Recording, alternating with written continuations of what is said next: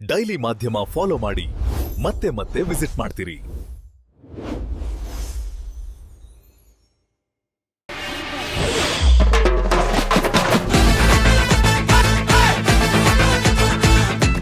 ಸ್ನೇಹಿತರೆ ನಮಸ್ಕಾರ. ಡೈಲಿ ಮಾಧ್ಯಮ ಯೂಟ್ಯೂಬ್ ಚಾನಲ್ಗೆ ನಿಮಗೆಲ್ಲ ಮತ್ತೊಮ್ಮೆ ಆತ್ಮೀಯ ಸ್ವಾಗತ. ನಾನು ಅಶೋಕ್ ದಾವಣಗೆರೆ. ಇತ್ತೀಚೆಗೆ ಶಿವಣ್ಣ ಬರ್ಡೇ ಆಚರಿಸ್ಕೊಂಡ್ರು. ಸೊ ಅದರ ಜೊತೆಗೆ ಅವರ ಚಿತ್ರರಂಗಕ್ಕೆ ಕಾಲಿಟ್ಟು 40 ವರ್ಷ ಪೂರೈಸಿದ್ದಾರೆ. ಇವತ್ತು ನಮ್ಮ ಜೊತೆ ಇರುವಂತಹ ವ್ಯಕ್ತಿಯನ್ನು ಮಾತನಾಡಿಸೋದಕ್ಕೆ ಅದು ಕೂಡ ಒಂದು ಕಾರಣ. ಒಂದಷ್ಟು ಸ್ಟೈಲಿಶ್ ಸಿನಿಮಾಗಳನ್ನು ಮಾಡುವ ಮೂಲಕ ಕನ್ನಡ ಚಿತ್ರರಂಗದಲ್ಲಿ ಏನು ಹೇಳ್ತೀವಿ, ಒಂದು ಹೊಸ ವೇವನ್ನು ಕ್ರಿಯೇಟ್ ಮಾಡಿದ್ದಾರೆ. ಎಸ್, ಶಿವಣ್ಣ ಜೊತೆ ಒಂದು ಗೋಸ್ಟ್ ಅಂತ ಸಿನಿಮಾ ಮಾಡಿದ್ರು. ನೀವೆಲ್ಲರೂ ನೋಡಿರ್ತೀರಿ. ತುಂಬ ಸ್ಟೈಲಿಶ್ ಆಗಿ ಒಂದು ಥ್ರಿಲ್ಲರ್ ಸಿನಿಮಾನ ಎಕ್ಸಿಕ್ಯೂಟ್ ಮಾಡಿದರು. ಸೊ ನನಗೂ ಕೂಡ ತುಂಬ ಇಷ್ಟ. MG ಶ್ರೀನಿವಾಸ್. ಶಾರ್ಟಾಗಿ ಅವ್ರನ್ನ ಮೊದಲು ಬ್ಲೇಡ್ ಶ್ರೀನಿ ಅಂತ ಅವರು ಆ ಶೋ ಮೂಲಕನೇ ಫೇಮಸ್ ಆಗಿದ್ದರು. ಸೊ ಶ್ರೀನಿವಾಸ್ ಅವರು ನಮ್ಮ ಜೊತೆ ಇದ್ದಾರೆ. ಈಗ ಅವರು ಬೀರ್ಬಲ್ ಟ್ರಯಾಲಜಿಯ 2ನೇ ಪಾರ್ಟನ್ನು ಮುಗಿಸಿದ್ದಾರೆ. ಸೊ ಇತ್ತೀಚೆಗೆ ಶಿವಣ್ಣನ ಬರ್ಡೇಗೆ A ಫಾರ್ ಆನಂದ್ ಸಿನಿಮಾದ ಒಂದು ಸಣ್ಣ ಗ್ಲಿಮ್ಸನ್ನು ಬಿಟ್ಟರು. ಇದೆಲ್ಲದರ ಬಗ್ಗೆಯೂ ಒಟ್ಟಾರೆಯಾಗಿ ಮಾತನಾಡಲಿಕ್ಕೆ ನಾನು ಅವ್ರನ್ನ ನಮ್ಮ ಕಾರ್ಯಕ್ರಮಕ್ಕೆ ವೆಲ್ಕಮ್ ಮಾಡ್ತೀನಿ. ನಾನು ಚೆನ್ನಾಗಿದ್ದೀನಿ, ನೀವು ಹೇಗಿದ್ದೀರಿ? Very good super. After long time. So ಹೇಗೆ ನಡೀತಾ ಇದೆ ಲೈಫ್? ಸೂಪರ್ ಬಿಸಿ.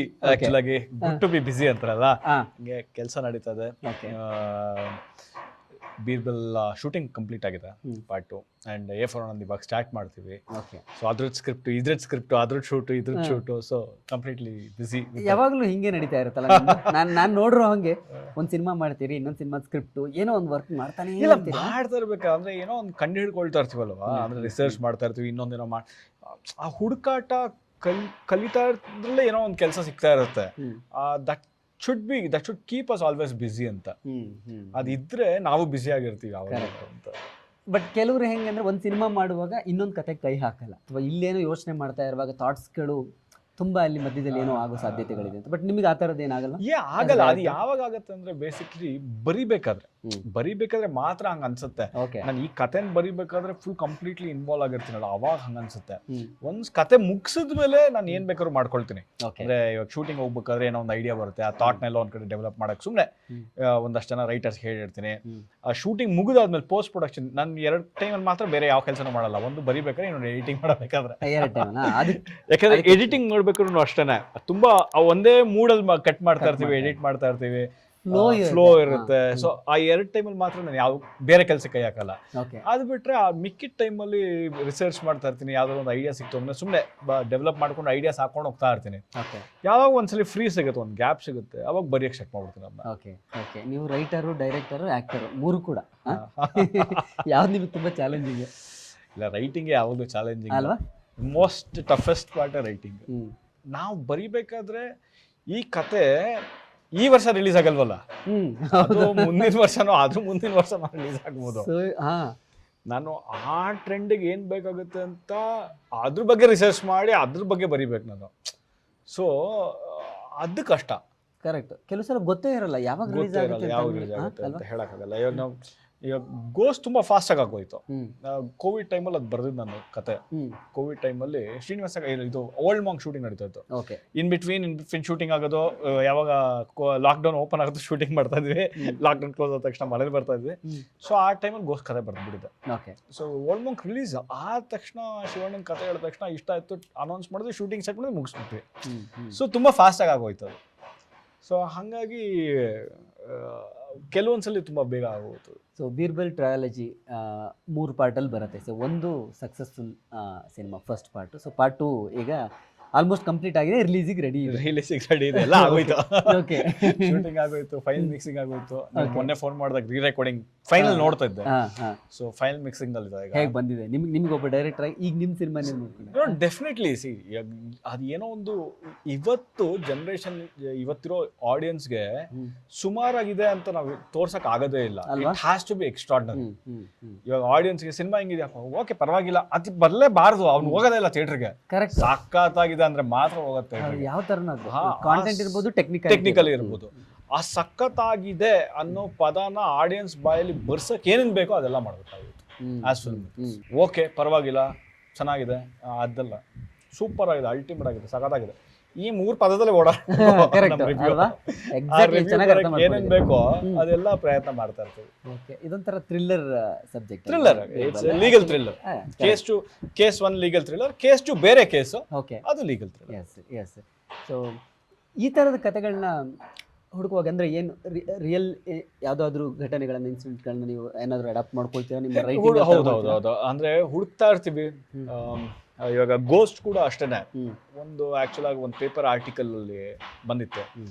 ಆ ಆರ್ಟಿಕಲ್ ಬೇಸ್ ಒಂದು ಚಿಕ್ಕದು ಫೌಂಡೇಶನ್ ಆಗಿ ಇಟ್ಕೊಂಡು ಇಡೀ ಕಥೆನ ಬರೆದಿದ್ದು ಗೋಸ್ಟ್ ಕತೆ ಕೂಡ. ಸೊ ಹಂಗೆ ಹುಡುಕ್ತಾ ಇರ್ತೀವಿ, ಏನಾದರೂ ಒಂದು ಸಿಗುತ್ತಾ, ಯಾವ್ದಾದ್ರು ಒಂದು ಪೇಪರ್ ಆರ್ಟಿಕಲ್, ಇನ್ನೊಂದು ಆರ್ಟಿಕಲ್, ರಿಯಲ್ ಇನ್ಸಿಡೆಂಟು, ಎಲ್ಲೋ ಹೇಳಿರೋದು ಕೇಳಿರೋದು. ಸೊ ಅದೇನೋ ಒಂದು ಪಾಯಿಂಟ್ ಸಿಗುತ್ತೆ, ಅದ್ರ ಮೇಲೆ ಬಿಲ್ಡ್ ಮಾಡ್ಕೊಂಡು ಹೋಗ್ತೀವಿ. ಓಕೆ, ಇದನ್ನ ಇಟ್ಕೊಂಡು ಹಿಂಗೆ ಬಿಲ್ಡ್ ಮಾಡ್ಬೋದು ಅನ್ನೋ ಒಂದು ಐಡಿಯಾ ಇಟ್ಕೊಂಡು ಫಸ್ಟ್ ಆ ಕಥೆದು ಸ್ಕೆಲಿಟನ್ ಬರಿತೀವಿ, ಓಪನಿಂಗು, ಮಿಡಲು, ಎಂಡು. ಆಮೇಲೆ ಅದಕ್ಕೆ ಅಲಂಕಾರ ಮಾಡ್ಕೊಂಡು ಹೋಗ್ತೀವಿ. ಓಕೆ, ಸೊ ಈಗ ಯಾವಾಗ ರಿಲೀಸ್ ಪ್ಲಾನ್ ಇದೆ? ಆಲ್ರೆಡಿ ಕಂಪ್ಲೀಟ್ ಆಗೋಗಿದೆ? ಕಂಪ್ಲೀಟ್ ಆಗಿದೆ. Again release I think the production house will take a call on it. KBN production ಸಂಸ್ಥೆ ಪ್ರೊಡ್ಯೂಸ್ ಮಾಡ್ತಾ ಇರೋದು. So they will take a call, may be toxic ಆದ್ಮೇಲೆ ಅಥವಾ ಯಾವಾಗ ಅನ್ನೋದು. I think right time release ಮಾಡೋದು ಇವಾಗ ತುಂಬಾ very important. So I think they will take a call on that soon. First director ಆಗಿ ಬಂದ್ರಿ ಇಂಡಸ್ಟ್ರಿಗೆ, ಆಮೇಲೆ ಹೀರೋ ಆದ್ರಿ. ಬಟ್ ಭಾಳಷ್ಟು ಜನ ನಾನು ನೋಡಿರೋ ಹಾಗೆ ಹೀರೋ ಆದಮೇಲೆ ಡೈರೆಕ್ಟರ್ ಆಗೋದಕ್ಕೆ ಇಷ್ಟಪಡಲ್ಲ. ಅದೊಂಥರ ಏನು ಹೇಳ್ತೀವಿ, ಆ ನೇಮು, ಫೇಮು, ಆ ಸ್ಕ್ರೀನ್ ಮೇಲೆ ಬಂದಾಗ ಅದು ಸಿಗುವಂಥ ಪಾಪ್ಯುಲಾರಿಟಿ, ಜನರ ಪ್ರೀತಿ ಇದೆಯೋ ಅದನ್ನ ತೊಗೊಂಡ್ಮೇಲೆ ಎಲ್ಲೋ ಒಂದು ಕಡೆ ಆಫ್ ಸ್ಕ್ರೀನ್ ಆಗೋಕ್ಕೆ ಇಷ್ಟಪಡಲ್ಲ. ಇದ್ರ ಬಗ್ಗೆ ನಿಮ್ಮ ವಿಷಯ? ಅದು ಪರ್ಸ್ನಲ್ ಚಾಯ್ಸ್ ಇಲ್ಲ, ಪರ್ಸ್ನಲ್ ಚಾಯ್ಸ್ ಅದು. ಅದು ಏನು ಅಂದರೆ ಏನಂದರೆ direction is a difficult job. Acting ಅಂದರೆ comparatively to acting correct is more difficult job ಜಾಸ್ತಿ. ಅಂದರೆ ಆ್ಯಕ್ಟಿಂಗು ಓಕೆ, ಡೈರೆಕ್ಟರ್ ಸ್ಕ್ರಿಪ್ಟ್ ಕೊಡ್ತಾರೆ, ನಾನು ಆ್ಯಕ್ಟ್ ಮಾಡ್ತೀನಿ, ಅವ್ರಿಗೆ ಹೆಂಗೆ ಬೇಕೋ ನಾನು ಆ್ಯಕ್ಟ್ ಮಾಡ್ತೀನಿ. ಈಗ ನಾನು ಮಾಡಿರೋ 3 ಸಿನಿಮಾ ನಾನೇ ಡೈರೆಕ್ಟ್ ಮಾಡಿ ಆ್ಯಕ್ಟ್ ಮಾಡ್ತೇನೆ. ನಾನೇ ಸ್ಕ್ರಿಪ್ಟು ಬರೀಬೇಕು, ಪ್ರೊಡ್ಯೂಸರು ನಾನೇ ಹುಡ್ಕಬೇಕು, ಆ್ಯಕ್ಟರ್ಸ್ನ ಸೆಲೆಕ್ಟ್ ಮಾಡಬೇಕು, ಎಲ್ಲ ಟೆಕ್ನಿಕಲ್ ಜಾಬು ನಾನೇ ನೋಡ್ಕೊಳ್ಬೇಕು, ಡೈರೆಕ್ಷನ್ ಮಾಡಬೇಕು, ಪ್ಲಸ್ ಆ್ಯಕ್ಟ್ ಮಾಡಬೇಕು. ತುಂಬ ಜವಾಬ್ದಾರಿಗಳು, ಕೆಲಸ ಜಾಸ್ತಿ. May be few people have found it easy. Okay, act ಮಾಡ್ಕೊಂಡು ಆರಾಮಾಗಿ, ಮತ್ತೆ ತುಂಬ ಕೆಲಸ ಇರೋದ್ರಿಂದ ಇದು ಕೆಲಸ ಈಸಿ ಆಗಿರೋದ್ರಿಂದ, ಅದೇ ಆ ಕಂಪೇರಿಟಿವ್ಲಿ ಆ ಕೆಲಸ ಈಸಿ ಆಗಿರೋದ್ರಿಂದ ಅವರು ಮೇ ಬಿ ಓಕೆ ಯಾವಾಗ ಬೇಕೋ ಅದು. ಬಟ್ ನನಗೇನೋ ಅಂದರೆ ಅದು ಯಾವಾಗಲೂ ಅದು ಬ್ಯುಸಿಯಾಗಿರೋದು ಇಷ್ಟ, ಆ ಪ್ರೆಷರ್ ಇರೋದೇ ಇಷ್ಟ ನನಗೆ. ಅದಿಷ್ಟ ನನಗೆ. ನನಗೆ ಏನು ಕೆಲಸ ಇಲ್ಲ ಅನ್ಸ್ಬಿಡ್ಬಾರ್ದು. ಸಡನ್ನಾಗಿ ಎಲ್ಲೋ ಒಂದು ಹೋಗ್ತೀನಿ. ಆಮೇಲೆ ಎರಡನೇ ವಿಚಾರ ಏನಂದರೆ, ನನಗೂ ಇಂಟ್ರೆಸ್ಟಿಂಗ್ ಅನ್ಸೋ ಒಂದು ಸ್ಕ್ರಿಪ್ಟ್ ಸಿಕ್ಕಿದಾಗ ನನಗೆ ಇಂಟ್ರೆಸ್ಟಿಂಗ್ ಅನ್ಸುತ್ತೆ. ಓಕೆ, ಇದರಲ್ಲಿ ಏನೋ ಒಂದು ಚಾಲೆಂಜಿಂಗ್ ಆಗಿದೆ ಆ್ಯಕ್ಟ್ ಮಾಡೋದಕ್ಕೆ ಅಂತ. If you have observe, I have not really acted in too many films as a lead. ನನಗೆ ನಾನು ಡೈರೆಕ್ಟ್ ಮಾಡ್ಕೊಂಡಿದ್ದೀನಿ, ಅದು ರಂಗನಾಯಕ ಮಾಡಿದ್ದೀನಿ, 4 ಸಿನಿಮಾ ಆ್ಯಕ್ಟ್ ಮಾಡಿದ್ದೀನಿ. ಇವಾಗ ಬೀರ್ಬಲ್ಲು, ಇನ್ನು 5ನೇ ಸಿನಿಮಾ. ಅದು ಬಿಟ್ಟು ನಾನು ತುಂಬ ಜನ ಸಿನಿಮಾಗಳಲ್ಲಿ ಆ್ಯಕ್ಟ್ ಮಾಡಿಲ್ಲ. ಅದಕ್ಕೂ ಕಾರಣ ಏನಂದರೆ ಅದೇ ನನಗೆ ಒಂದು ಚಾಲೆಂಜಿಂಗ್ ಅನ್ನಿಸ್ಬೇಕು ಸ್ಕ್ರಿಪ್ಟಲ್ಲಿ. ಸೊ ಅದು ಅನ್ನಿಸ್ದಾಗ maybe I will take that job. ಅಲ್ಲಿವರೆಗೂ ಓಕೆ, ಹಾಫ್ ಹಾರ್ಟೆಡ್ಲಿ ನನಗೊಂದು ಸಿನಿಮಾ ಮಾಡೋಕ್ಕೆ ಇಷ್ಟ ಇಲ್ಲ. ಆಮೇಲೆ ಮೋರೋವರ್ ಏನು ಅಂದರೆ, ಈ 3 ಅಥವಾ 4 ಸಿನಿಮಾಗಳಲ್ಲಿ ಆಡಿಯನ್ಸು ಒಂದು ನಂಬಿಕೆ ಇಟ್ಕೊಂಡಿದ್ದಾರೆ. ಆ ನಂಬಿಕೆನ ಯಾವುದೇ ಕಾರಣಕ್ಕೂ ಕಳ್ಕೊಳ್ಬಾರ್ದು ಅನ್ನೋ ಒಂದು ಡಿಸಿಷನ್. ಇವಾಗ ಅವನು ₹100 ಅಥವಾ ₹200 ಅಥವಾ ₹500 ಆ ಒಂದು ದುಡ್ಡನ್ನ ಎತ್ತಿಟ್ಟು ಆ ಸಮಯನ ಕೊಟ್ಟು ಥಿಯೇಟ್ರಿಗೆ ಬರ್ತಾ ಇದ್ದೀನಿ ನನ್ನ ನಂಬ್ಕೊಂಡು. ಕರೆಕ್ಟ್. ನಾನು ಒಂದ್ಸಲಿ ಮೋಸ ಮಾಡ್ಬಿಟ್ಟೆ ಅಂದರೆ ಆ ನಂಬಿಕೆನ ವಾಪಸ್ ಬರ್ಸ್ಕೊಳ್ಬೇಕು ಅಂದರೆ ನಾನು ಇನ್ನೂ ಫಸ್ಟಿಂದ ಸ್ಟಾರ್ಟ್ ಮಾಡಬೇಕು ಮತ್ತೆ ಸೈಕಲ್ ಹೊಡಿಯೋದಕ್ಕೆ. ಆ ನಂಬಿಕೆನ ಕಳ್ಕೊಳ್ಳೋಕೆ ಇಷ್ಟ ಇಲ್ಲ ನನಗೆ. ನಂಬಿಕೆ ಇಟ್ಕೊಂಡಿದ್ದೇನೆ. ಓಕೆ, ಶ್ರೀನಿ ಅವ್ರ ಸಿನಿಮಾ ಓಕೆ, ಅಟ್ಲೀಸ್ಟ್ ಚೆನ್ನಾಗಿರ್ತಿದೆ ಸಿನಿಮಾ, ಕೆಡ್ದಾಗಿರೋದಿಲ್ಲ, ಒಂದು ಚಿಕ್ಕ ನಂಬಿಕೆ ಇದೆ. ಆ ನಂಬಿಕೆನ ಕಳ್ಕೊಳ್ಳೋಕೆ ಇಷ್ಟ ಇಲ್ಲ. ನೀವು ಇಂಡಸ್ಟ್ರಿಗೆ ಆಸ್ ಎ ಡೈರೆಕ್ಟರ್ ಆಗಿ ಬರೋ ಟೈಮು ಈಗಿಗೂ ತುಂಬ ಅಜಗಜಾಂತರ ವ್ಯತ್ಯಾಸ ಇದೆ. ಬೇರೆ ಆಸ್ಪೆಕ್ಟ್ಸಿಂದ ನೋಡಿದಾಗ, ಆಡಿಯನ್ಸ್ ವ್ಯೂ ಪಾಯಿಂಟಿಂದ ನೋಡಿದಾಗ, ಇಂಡಸ್ಟ್ರಿ ವ್ಯೂ ಪಾಯಿಂಟಿಂದ ನೋಡಿದಾಗ ಅದು ಟೆಕ್ನಿಕಲ್ ಆಸ್ಪೆಕ್ಟ್ಸಿಂದ ಗ್ರೋ ಆಗಿದೆ.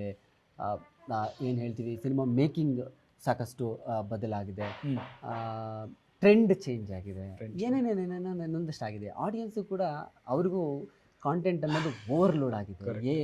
ಏನೇನು ಬೇಕು ಎಲ್ಲವೂ ಸಿಗ್ತಾ ಇದೆ. ಈ ಎಲ್ಲ ಆಸ್ಪೆಕ್ಟ್ಸಿಂದ ನೋಡಿದಾಗ ನೀವು ಒಬ್ಬ ಆ್ಯಸ್ ಎ ಡೈರೆಕ್ಟರ್ ಏನು ಗಮನಿಸ್ತೀರಿ?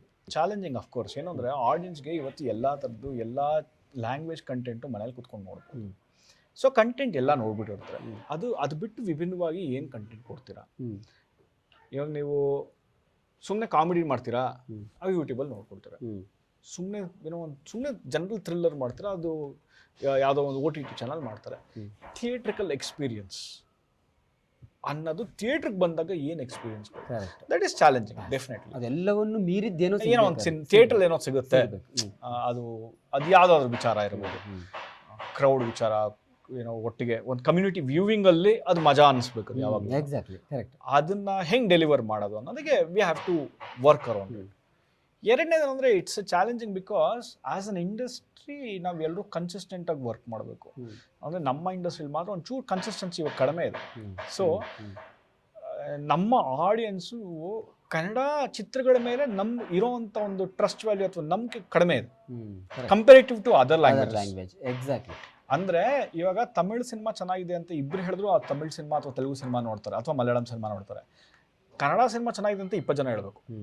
ಅಂದ್ರೆ ಇವ್ನು ನಿಜ ಹೇಳ್ತಾನೋ ಸುಳ್ಳು ಹೇಳ್ತಾನೋ, ಇವ್ನು ಪೇಡ್ ರಿವ್ಯೂನೋ ಅಲ್ವಾ, ಇವರು ಅವ್ನ ಫ್ರೆಂಡಾ ಇವ್ನ ಫ್ರೆಂಡ್, ಯಾಕೆ ಅಂದ್ರೆ ಆ ಟ್ರಸ್ಟ್ ವ್ಯಾಲ್ಯೂ ಚೂರು ಕಡಿಮೆ ಆಗಿದೆ. ಯಾಕಂದ್ರೆ ನಾವು ಕನ್ಸಿಸ್ಟೆಂಟ್ ಆಗಿ ಹಿಟ್ಗಳನ್ನ ಕೊಟ್ಟಿಲ್ಲ ಕೆಲವು ವರ್ಷಗಳಿಂದ. May be that will change gradually. ನಾವೇನು ಅಂದ್ರೆ ಇವಾಗ ವರ್ಷಕ್ಕೆ 2 ಅಥವಾ 3 ಸಿನಿಮಾ ಹಿಟ್ ಆಗ್ತದೆ, ಅಥವಾ ಒಂದ್ 2-3 ಸಿನಿಮಾ ಹಿಟ್ ಆಗಿ 2-3 cinema average. Over all complete ಆಗಿ ಚೆನ್ನಾಗಿಲ್ಲ ಬೇರೆ ವಿಚಾರ. ಸುಮಾರು ಸಿನಿಮಾಗಳು ಚೆನ್ನಾಗಿರ್ತದೆ, ಸುಮಾರು ಸಿನಿಮಾ ಚೆನ್ನಾಗಿಲ್ಲ, ಅದು ಬೇರೆ ವಿಚಾರ. ಸಿನಿಮಾ ಎಲ್ಲ ಗೆದ್ದಿರಲ್ಲ. ನಾನು ಹೇಳ್ತೀನಿ ಕಮರ್ಷಿಯಲ್ ಸಿನಿಮಾಗಳಿಗೆ ಮಾತ್ರ, ಅಂದ್ರೆ ಹಾಕಿರೋ ಬಂಡವಾಳ ಪ್ರೊಡ್ಯೂಸರ್ಗೆ ವಾಪಸ್ ಬಂದಿರೋದು ಅಥವಾ ಪ್ರಾಫಿಟ್ ಆಗಿರುವಂತ ಸಿನಿಮಾಗಳು. ಇವಾಗ ಹೋದ ವರ್ಷ ಕಂಪೇರ್ ಮಾಡಿದ್ರೆ ನಮಗೆ ಒಂದು 2 ಸಿನಿಮಾ ಬ್ಲಾಕ್ ಬಸ್ಟರ್ ಆಗಿದೆ, ಅದು ಬಿಟ್ಟು ಒಂದು 3 ಸಿನಿಮಾ ಆವ್ರೇಜ್ ಆಗಿದೆ, ಅಂದ್ರೆ ಹಾಗಿರೋದು ವಾಪಸ್ ಬಂದಿದೆ. ಸೊ ದಿ 250 ಸಿನಿಮಾಗಳಲ್ಲಿ the probability of that ratio is approximately 3%. ಅದು ಕಂಪೇರ್ ಮಾಡಿದ್ರೆ ಬೇರೆ ಇಂಡಸ್ಟ್ರಿಗೆ ಇಟ್ಸ್ ಅರೌಂಡ್ 10%. ಅಲ್ಲೂ ಏನು 200 ಸಿನಿಮಾ ಹಿಟ್ಟಾಗಿಲ್ಲ. 200 ಸಿನಿಮಾಲಿ ಅದೇನು ಅಂದರೆ ಅವ್ರದ್ರಲ್ಲಿ ಏನು ಅಂದರೆ ಜಾಸ್ತಿ ಸಿನಿಮಾಗಳು ಹಿಟ್ಟಾಗಿದೆ. 10% ಇಸ್ ಅರೌಂಡ್ 15 to 20 ಫಿಲ್ಮ್ಸ್ 200 ಸಿನಿಮಾಲಿ. ಸೊ ಆ ಒಂದು ರೇಷಿಯೋ ನಮ್ಮದು ಜಾಸ್ತಿ ಆಗಬೇಕು. 5 ಇರೋದು ಅಟ್ಲೀಸ್ಟ್ ಒಂದು 15 ಆಗಬೇಕು. ತಿಂಗಳಿಗೆ ಒಂದು ಸಿನಿಮಾ ವರ್ಕ್ ಆಗೋ ಥರ, ಅಟ್ಲೀಸ್ಟ್ ಒಂದು ಸಿನಿಮಾ ಆದರೂ ಹಿಟ್, ಅಟ್ಲೀಸ್ಟ್ ವರ್ಷಕ್ಕೆ ಒಂದು 10-12 ಸಿನಿಮಾ ಹಿಟ್ ಆದರೆ ಅವಾಗ ಆಡಿಯನ್ಸ್ಗೆ ನಂಬಿಕೆ ಬರುತ್ತೆ. ಓಕೆ, ಇಲ್ಲಪ್ಪ ಇವರು ಚೆನ್ನಾಗಿ ಮಾಡ್ತಾರೆ, ಇಲ್ಲ ಈ ಸಿನಿಮಾ ಚೆನ್ನಾಗಿದೆಯಂತೆ ಅಂತ ಹೋಗ್ಬೇಕು. 1 ಸಲ 2 ಸಲ ಹೇಳಿದ್ರು ಹೋಗ್ತಾರೆ, ನಮ್ಮ ಸಿನಿಮಾಗಳಿಗೆ ಬರ್ತಾರೆ. ಸೊ ಆ ನಂಬಿಕೆ ಗಳಿಸ್ಕೊಳ್ಬೇಕು ಅಂದರೆ ಕನ್ಸಿಸ್ಟೆಂಟ್ ಆಗಿ ಹಿಟ್ಗಳನ್ನ ಕೊಡೋದಕ್ಕೆ ಸ್ಟಾರ್ಟ್ ಮಾಡಬೇಕು. ಅದಕ್ಕೆ ಒಳ್ಳೊಳ್ಳೆ ಬರಹಗಾರರನ್ನ ಬಳಸ್ಕೊಳ್ಬೇಕು, ಕಥೆಗಳನ್ನ ಆಯ್ಕೆ ಮಾಡ್ಕೊಳ್ಬೇಕು. ಸಾಕಷ್ಟು ಕೆಲಸ ಇದೆ. ಸೊ ಅದು ರಾತ್ರಿ ಆಗೋದಿಲ್ಲ. Collective effort of an industry. ಯಾರೋ ಒಬ್ರು ಇಂಡಿವಿಜುವಲ್ ಅದನ್ನ ಚೇಂಜ್ ಮಾಡೋಕ್ಕಾಗಲ್ಲ. ಇವಾಗ ಯಾರೋ ಒಬ್ರು ಸ್ಟಾರು ಅಥವಾ ಒಬ್ರು ಡೈರೆಕ್ಟರ್ ಅಥವಾ ಒಬ್ರು ಪ್ರೊಡ್ಯೂಸರ್ ಚೇಂಜ್ ಮಾಡೋಕ್ಕಾಗಲ್ಲ. It's a collective effort of all actors, all directors, all producers. Writers ಕೊರತೆ ಇದೆ, ಕಥೆಗಳ ಕೊರತೆ ಇದೆ ಅನ್ನೋದ್ರ ಬಗ್ಗೆ ನಿಮ್ಮ ವ್ಯೂ ಏನು? 100% ಕಡಿಮೆ ಇದೆ. ನಾವು ಒಂದು ರೈಟರ್ಸ್ನ ಗ್ರೂಮ್ ಮಾಡಬೇಕು. ಇಲ್ಲ ಆಗ್ಲೇ ರೈಟರ್ಸ್ ಇದ್ದಾರೆ ಬೇರೆ ಇಂಡಸ್ಟ್ರಿಲಿ, ಅವ್ರ ಕಥೆಗಳನ್ನ ತಗೊಂಬರು. ಇಲ್ಲಿ ಎಕ್ಸಿಕ್ಯೂಟ್ ಮಾಡೋರು ತುಂಬಾ ಜನ ಇದ್ದಾರೆ, ಕರೆಕ್ಟ್, ತುಂಬಾ ಚೆನ್ನಾಗಿ ಎಕ್ಸಿಕ್ಯೂಟ್ ಮಾಡೋರು ಇದ್ದಾರೆ. ನಮ್ಗೇನಂದ್ರೆ ಒಳ್ಳೆ ಹೊಸ ಥರದ ಕಥೆಗಳು. ಆಕ್ಚುಲಿ ಅದು ಮೊದಲು ಆಗ್ತಿತ್ತು. ಈಗ ಬೇರೆ ತೆಲುಗು ತಮಿಳು ರೈಟರ್ಸ್ಗಳಿಂದ ಕತೆ ತಂದು ಇಲ್ಲಿ ಅವರು ಡೈರೆಕ್ಟ್ ಮಾಡೋ ಇದಿತ್ತು. ಇತ್ತೀಚೆಗೆ ಯಾಕೋ ಅದು ಗೊತ್ತಿಲ್ಲ ಅದು ಯಾಕೆ ಅಂತ. ಅಂದ್ರೆ ಕಂಟೆಂಟ್ ಎಲ್ಲ ಕಡೆನೂ ಡಿಮ್ಯಾಂಡ್ ಇದೆ ಇವತ್ತು. ಅಂದ್ರೆ ಇವಾಗ ತೆಲುಗುಲು ಡಿಮ್ಯಾಂಡ್ ಇದೆ, ತಮಿಳಲ್ಲೂ ಡಿಮ್ಯಾಂಡ್ ಇದೆ, ಮಲಯಾಳಮಲ್ಲೂ ಡಿಮ್ಯಾಂಡ್ ಇದೆ. ಇವಾಗ ನಾವು ₹1 ಕೊಡ್ತೀವಿ ಅಂದ್ರೆ ₹10 ಕೊಡ್ತಾರೆ ಆ ಕಂಟೆಂಟ್ಗೆ. So either you give ₹10 and get a content because that is the foundation of your film. Yes, alva. Problem ತಪ್ಪೇನಿಲ್ಲ. ಅವ್ರು ₹10 ಕೊಡ್ತಾರೆ ಅಂದ್ರೆ ₹10 ಕೊಟ್ಟು ತಗೊಂಬಿಲ್ಲ, ₹11 ಕೊಟ್ಟು ತಗೊಂಬನ್ನಿ. ಆ ಕತೆ ನಿಮ್ಮನ್ನ ಸೇವ್ ಮಾಡುತ್ತೆ. ಇಲ್ಲ ಇಲ್ಲಿರೋ ರೈಟರ್ಸ್ನ ಗ್ರೂಮ್ ಮಾಡಬೇಕು ನಾವು. ಅಂದರೆ ಸ್ಕ್ರೀನ್ ಪ್ಲೇ ಬರೆಯೋದು, ಅಂದರೆ ಪ್ರತಿಯೊಂದು ರೀಜನ್ಗೂ ಅದೇ ಆದಂಥ ಒಂದು ಟೇಸ್ಟ್ ಇರುತ್ತೆ, ಅದೇ ಒಂದಂಥ ಟ್ರಿಕ್ ಇರುತ್ತೆ. ಆ ರೀಜನಲ್ಲಿ ವರ್ಕ್ ಆಗೋವಂಥ ಕತೆ ಅಂತ. ಇವಾಗ ತಮಿಳಲ್ಲಿ ವರ್ಕ್ ಆಗಿರೋ ಸಿನಿಮಾ ಕರ್ನಾಟಕದಲ್ಲಿ ವರ್ಕ್ ಆಗಬೇಕು ಅಂತ ಇಲ್ಲ, ಅಥವಾ ಕರ್ನಾಟಕದಲ್ಲಿ ವರ್ಕ್ ಆಗಿರೋ ಸಿನಿಮಾ ತಮಿಳ್ನಾಡಲ್ಲೋ ಅಥವಾ ಮಲಯಾಳಮಲ್ಲಿ ವರ್ಕ್ ಆಗಬೇಕು ಅಂತ ರೂಲ್ಸ್ ಇಲ್ಲ. Because this might be a dialogue oriented film. ನನಗೆ ನಗು ಬರೋಂಥ ಜೋಕ್ ಅವ್ರಿಗೆ ನಗು ಬರ್ದಲ್ಲೇ ಇರ್ಬೋದು, until unless it's a sequential comedy. So ಆ ಥರ ತುಂಬ ಎಕ್ಸಾಂಪಲ್ಸ್ ಇದೆ. ಏನೇನೋ ವಿಚಾರಕ್ಕೆ ಯಾವುದಾದ್ರು ಒಂದು ರೀಸನ್ಗೆ ಮಾತ್ರ ಅದು ವರ್ಕ್ ಆಗುತ್ತೆ. ಸೊ ನಮ್ಮ ರೀಸನ್ಗೆ ವರ್ಕ್ ಆಗೋದು ಏನು, ಆ ಟ್ರಿಕ್ ಏನು, ಅದಕ್ಕೆ ಸ್ಕ್ರೀನ್ ಪ್ಲೇ ಹೆಂಗೆ ಬರೀಬೇಕು, 2 ಅವರು ಅಥವಾ 2.5 ಅವರು ಜನರನ್ನ ಹಿಡಿದು ಕೂರ್ಸೋದು ಹೆಂಗೆ ಅನ್ನೋದ್ರ ಬಗ್ಗೆ ರೈಟರ್ಸ್ನ ಗ್ರೂಮ್ ಮಾಡಬೇಕು. So that happens through writers. Okay, ನೀವು ಅವ್ರಿಗೆ ರೈಟರ್ಸ್ನ ಕರೆದು ಟ್ರೈನಿಂಗ್ ಕೊಡ್ತೀರಾ, ಅಥವಾ ಪುಸ್ತಕಗಳನ್ನು ಓದ್ಸೋಕೆ ಅಭ್ಯಾಸ ಮಾಡ್ತೀರಾ, ಅಥವಾ ಬರ್ದಿರೋ ಪುಸ್ತಕಗಳಿಂದ ಸಿನಿಮಾ ಮಾಡ್ತೀರಾ, ಅಥವಾ ಬರ್ದಿರೋ ಕಥೆಗಳಿಂದ ಸಿನಿಮಾ ಮಾಡ್ತೀರಾ, ಅಥವಾ ಅಲ್ಲಿರೋ ಒಂದು 4 ಜನ ರೈಟರ್ಸ್ನ ಕರ್ಕೊಂಬಂದು ಇಲ್ಲಿಂದ ಒಂದು 4 ಜನ ರೈಟರ್ಸ್ನ ಕೂತು ನೀವು ಮಿಕ್ಸ್ ಮಾಡಿ ಒಂದು 10 ಕಥೆ ಬರೆಸ್ತೀರಾ. It depends on lot of factors. ನಿಮಗೆ ಯಾರು ಆ್ಯಕ್ಚುಲ್ ಆಗಿ ಇನ್ಸ್ಪಿರೇಷನ್? ಎಲ್ಲಿಂದ ನೀವು ಇದನ್ನು? ಇಲ್ಲ, ನನಗೆ basically Uppi sir is a huge inspiration. ಆ ವಿಚಾರ ಫಸ್ಟ್ ಅವ್ರ ಜೊತೆ ಮಾಡಿದ್ರಿ, ಅವ್ರ ಜೊತೆ ಜರ್ನಿ ಮಾಡಿದ್ರಿಂದ ಸಿಕ್ಕಾಬಡೆ ದೊಡ್ಡ ಇನ್ಸ್ಪಿರೇಷನ್. ಉಪ್ಪಿ ಸರ್ ಇಲ್ಲ ಅಂದ್ರೆ ನಾನು ಇವತ್ತು ಇಂಡಸ್ಟ್ರಿಲೇ ಇಲ್ಲ. ಓಕೆ. ನಾನು ತುಂಬಾ ಅವ್ರನ್ನ ಕೆಲವೊಂದು ವಿಚಾರದಲ್ಲಿ ತುಂಬಾ ಫಾಲೋ ಮಾಡ್ತೀನಿ.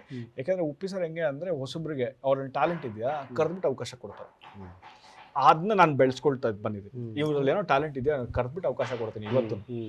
ಸೊ ಅವತ್ತು ನನಗೆ ಸಿ ಫಾರ್ ಎಕ್ಸಾಂಪಲ್ ನಾನು ಯಾರು ಅಂತಾನೆ ಅವ್ರಿಗೆ ಗೊತ್ತಿಲ್ಲ. ಒಂದು ಶಾರ್ಟ್ ಫಿಲ್ಮ್ ಕೊಟ್ಟೆ, ನೋಡಿದ್ರು ಅದ್ಭುತ ಅನ್ನಿಸ್ತು ಅವ್ರಿಗೆ, ಶಾರ್ಟ್ ಫಿಲ್ಮ್ ಚೆನ್ನಾಗಿ ಬಂದಿದೆ, ಈ ಹುಡುಗನಲ್ಲಿ ಏನೋ ಟ್ಯಾಲೆಂಟ್ ಇದೆ ಅಂತ ಅನಿಸ್ತು, ಕರೆದ್ಬಿಟ್ಟು ಅವಕಾಶ ಕೊಟ್ಟರು. ಸಿಂಪ್ಲಿ ಕೈಲ. ಸೊ ಅದು ಇಂಟರ್ನ್ಯಾಷನಲ್ ಅವಾರ್ಡ್ ಬಂತು. ಸೊ ಬಟ್ ಕರೆದು ನನ್ನ ಡೈರೆಕ್ಟ್ ಮಾಡೋ ಅಂತ ಅವಕಾಶ ಕೊಡೋ ಅಂತ ಅವ್ರಿಗೇನಿತ್ತು ಅಲ್ವಾ? ಸಿ ಇವ್ರಿಗೆ ಏನೋ ಟ್ಯಾಲೆಂಟ್ ಇದೆಯೋ ಏನೋ ಮಾಡ್ಬೋದು ಅಂತ ತಾನೇ ಅವಕಾಶ ಕೊಟ್ಟರು. ಸೊ ಅವರು ಆ ಥರ ಅವಕಾಶ ಕೊಟ್ಟಿರಲಿಲ್ಲ ಅನ್ನಿದ್ರೆ ನಾನು ಇವಾಗ ಡೈರೆಕ್ಟರ್ ಆಗ್ತಾ ಇರಲಿಲ್ಲ, ಕರೆಕ್ಟ್, ಆ್ಯಕ್ಟ್ರು ಆಗ್ತಾ ಇರಲಿಲ್ಲ, ಏನೂ ಆಗ್ತಾ ಇರಲಿಲ್ಲ ಅನ್ಸುತ್ತೆ ಮೇ ಬಿ. ಸೊ ಅವರ ಒಂದು ಯೋಚನೆ ಮಾಡೋ ರೀತಿ, ಯೋಚನೆ ಮಾಡೋದು ನಾನು ಹೆಂಗೆ ಯೋಚನೆ ಮಾಡ್ತೀನಿ ಅಂತ ಯೋಚನೆ ಮಾಡೋದು ಹೆಂಗೆ ಅಂತ ಹೇಳ್ಕೊಳಕ್ಕಾಗಲ್ಲ. ಆದರೆ ಈ ಥರ ವಿಚಾರಗಳು ಹಿಂಗೆ ಚೆಕ್ ಪಾಯಿಂಟ್ಸ್ ಇರೋದು ಗೊತ್ತಾ ಒಂದು ಸಿನಿಮಾದಲ್ಲಿ, ಇದಿದ್ರೆ ಚೆನ್ನಾಗಿರುತ್ತೆ, ಇದಿದ್ರೆ ಚೆನ್ನಾಗಿರಲ್ಲ ಅಂತ ಅದನ್ನೇ ಹೇಳ್ಕೊಡ್ಬೋದು. ಹೌದು. ಇವಾಗ ಸಿನಿಮಾಲ್ ಒಂದು 20 ಡೈಲಾಗ್ ಚೆನ್ನಾಗಿರ್ಬೇಕಪ್ಪ, ಅದನ್ನ ಆಚೆ ಕಡೆ ಬಂದ ತಕ್ಷಣ 20 ಡೈಲಾಗ್ ತಲೆಯಲ್ಲಿ ಇರ್ಬೇಕು. ಕಥೆನ ಹಿಂಗೇ ಹೇಳಕ್ಕಾಗಲ್ಲ. ನಾನು ಹೆಂಗೆ ಯೋಚನೆ ಮಾಡ್ತೀನಿ ಅಂತ ಹೆಂಗೆ ಹೇಳ್ಕೊಡಕ್ಕಾಗತ್ತೆ ಅಲ್ವಾ? ಅಶೋಕ್ ಅವರು ರೋಡಲ್ಲಿ ನಡ್ಕೊಂಡು ಹೋಗ್ತಾ ಇದ್ರು ಅಂತ ನಾನು ಹೇಳ್ತೀನಿ ಅಂದ್ರೆ, ಅಶೋಕ್ ತಲೆಯಲ್ಲಿ ಒಂದು ಇಮ್ಯಾಜಿನೇಷನ್ ಬರುತ್ತೆ, ಶ್ರೀನಿ ತಲೆಯಲ್ಲಿ ಒಂದು ಇಮ್ಯಾಜಿನೇಷನ್ ಬರುತ್ತೆ, ಇನ್ನೊಬ್ರು ತಲೆಯಲ್ಲಿ ಒಂದು ಇಮ್ಯಾಜಿನೇಷನ್ ಬರುತ್ತೆ. ಅಶೋಕ್ ಕಪ್ಪು ಶರ್ಟ್ ಹಾಕೊಂಡು ಇಂಥ ರೋಡಲ್ಲಿ ಇಂಥ ಇದ್ರಲ್ಲೇ ಹೋಗ್ತಾ ಇದ್ರು ಅಂತ ಹೇಳಿದ್ರು ಒಂದು ಇಮ್ಯಾಜಿನೇಷನ್ ಬರುತ್ತೆ. ಅದನ್ನ ಹೆಂಗೆ ಹೇಳ್ಕೊಡಕ್ಕಾಗಲ್ಲ. ನಾನು ಏನು ಹೇಳ್ಕೊಡ್ಬೋದು ಅಂದ್ರೆ, ಅಶೋಕ್ ರೋಡಲ್ಲಿ ಹೋಗ್ಬೇಕಾದ್ರೆ ಏನ್ ಡೈಲಾಗ್ ಹೊಡಿಬೋದು, ಆ ಡೈಲಾಗ್ ಹೊಡೆದ್ರೆ ಕ್ಯಾಪ್ಕ ಇರುತ್ತಾ ಸೀನ್ ಎಂಡ್ ಆದ್ಮೇಲೆ ಅದೇ ಹೇಳ್ಬೋದು. ಚೆಕ್ ಪಾಯಿಂಟ್ಸ್ ಬೇಸಿಕ್ಲಿ ಈ ಸಿನಿಮಾಲಿ ಏನೇನು ಇರಬೇಕು, ಆ ಥರ ವಿಚಾರಗಳನ್ನ, ಟ್ವಿಸ್ಟ್ಗಳು ಹೆಂಗೆ ಏನು ಎತ್ತ, ಸ್ಕ್ರೀನ್ ಪ್ಲೇ ಹೆಂಗೆ ಏನು ಎತ್ತ, ಏನೇನು ಮಾಡಿದ್ರೆ ಏನೇನು ವರ್ಕ್ ಆಗುತ್ತೆ. ಸೊ ಆ ಥರ ವಿಚಾರಗಳನ್ನು ತುಂಬ ಕಲ್ತಿದ್ದಾರೆ.